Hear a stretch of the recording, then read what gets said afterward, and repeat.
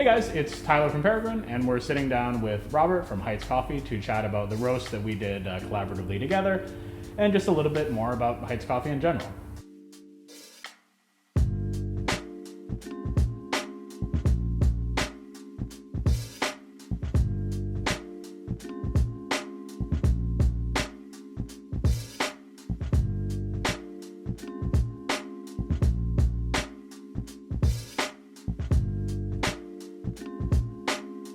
So I guess where we should start is how and why did you start Heights? Like, what is sort of the mission and what are you sort of trying to get out of this project?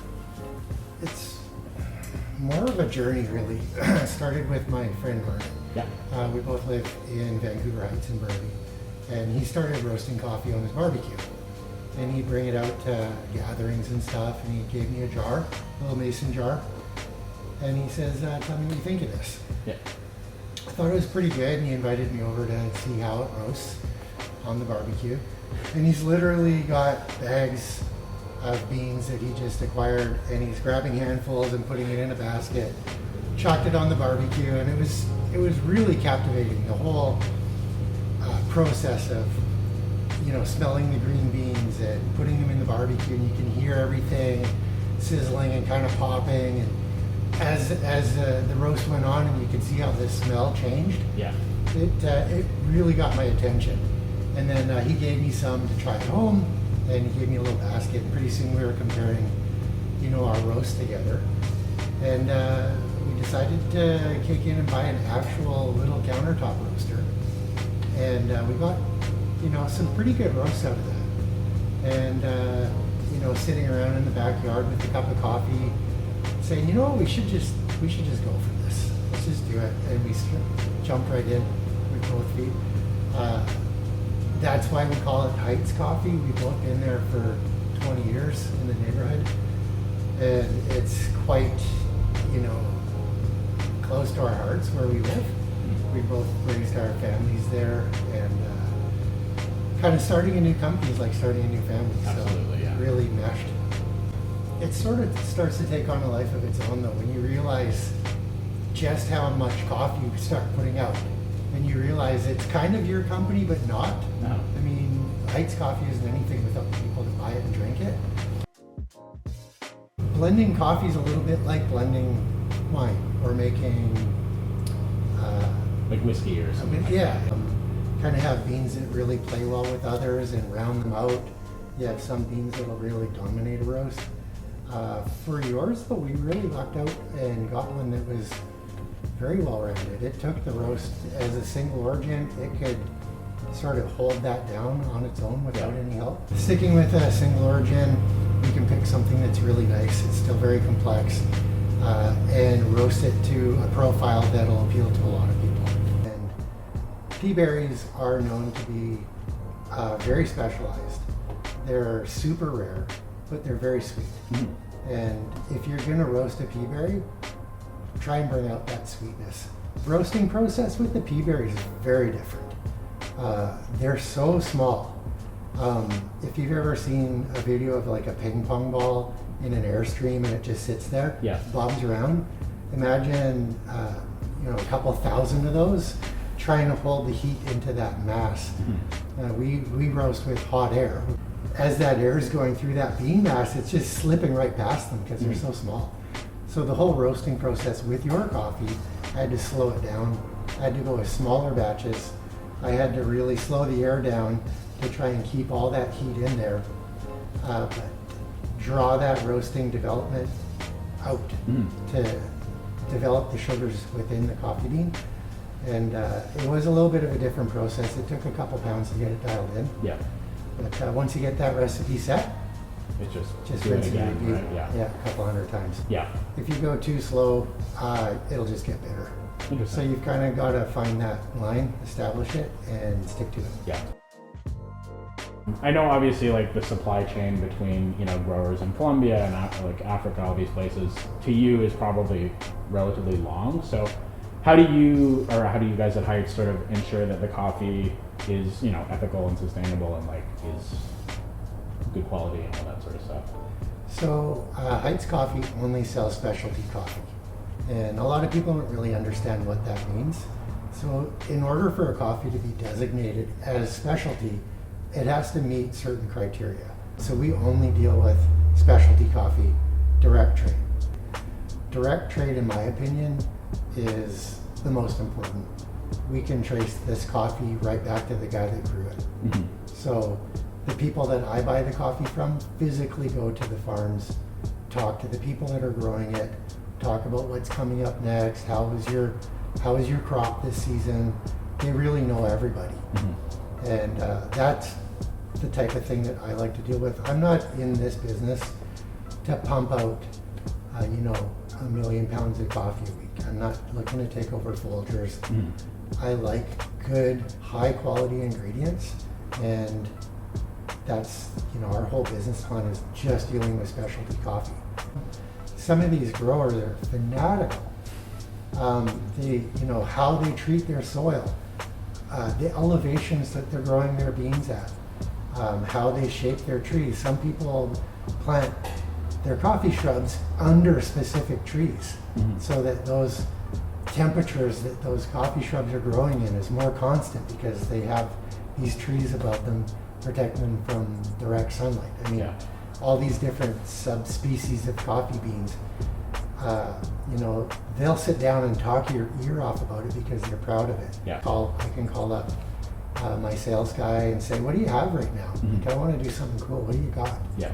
And he'll say, oh, we got this, 5 bags of this one coffee, like ultra limited edition. Like, your coffee's super, super rare. Mm-hmm. So that came out of, talking to him.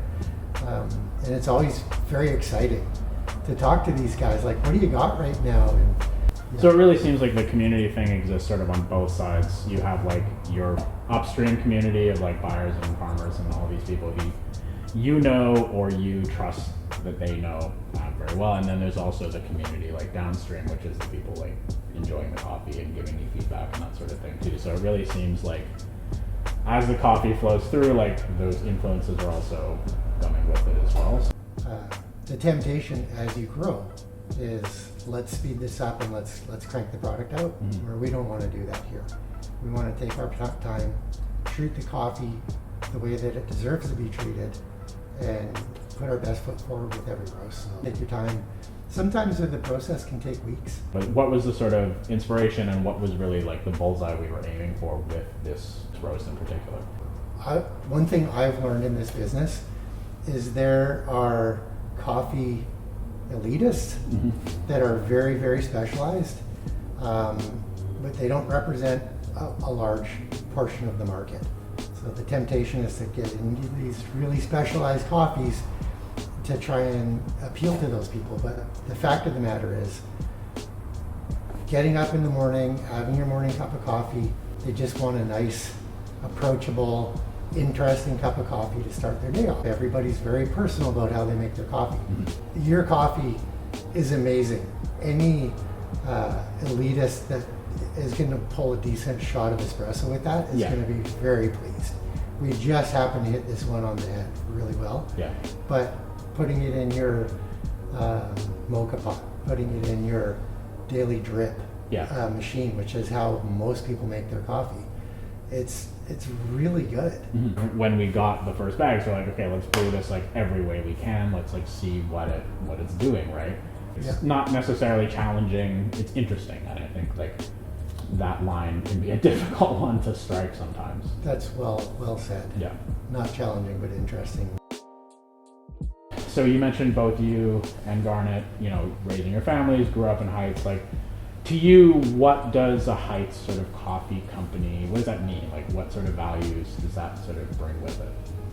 I think it's our way of celebrating the neighborhood. I mean, it's really an expression of how we feel about our neighborhood. Have a cup of coffee. Let's just sit back and enjoy where we are. Mm-hmm. For me, having a cup of coffee with somebody, it's getting to know them. It's an exchange of information. It's just comforting. Mm-hmm. And that's how I feel about the neighborhood, and having a coffee company that other people are doing that with. Like we're providing that seat for other people to sit down around their kitchen tables and find out how, their spouse's day was. Yeah. Talk to the kids in the morning. What are you guys going to do today? Like it's really humbling for us, for me especially, to get to make a living out of, being a part of that. Yeah. It's really, really cool. One of the things about that we both find ourselves in that I think a lot of people don't is like that small producer, like you are taking product in, doing your thing and putting it out. What are some of the things that drive you crazy about that process and like you really wish you could get around? And also what are the things that you're gonna miss? Like if Heights explodes and there's 30 people running around in here, like what are the things that you're really gonna miss? Well, it's an interesting balance when you're a small business. You're always short on something, whether it's bags, beans, packaging.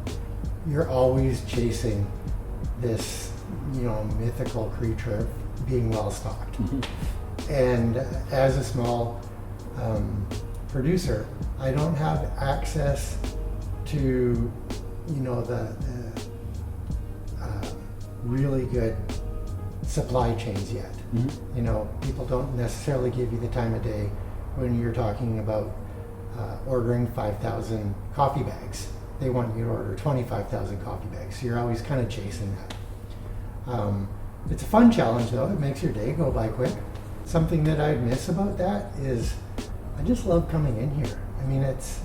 I come in here, I roast coffee, I check out people's orders, I see repeat orders. I kind of feel like we're friends even though maybe we've never even met. I absolutely love coming in here.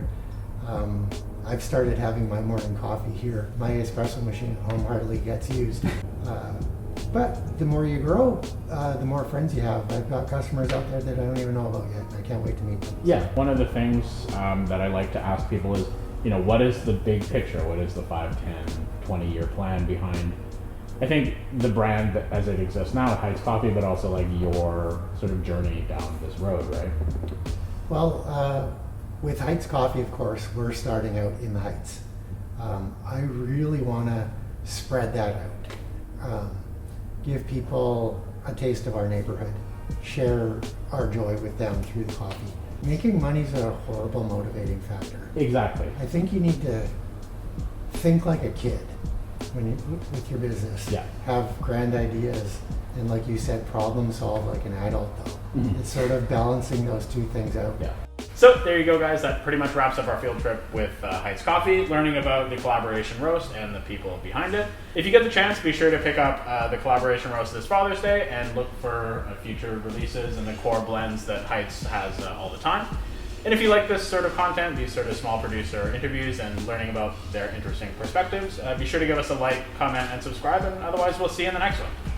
Cheers.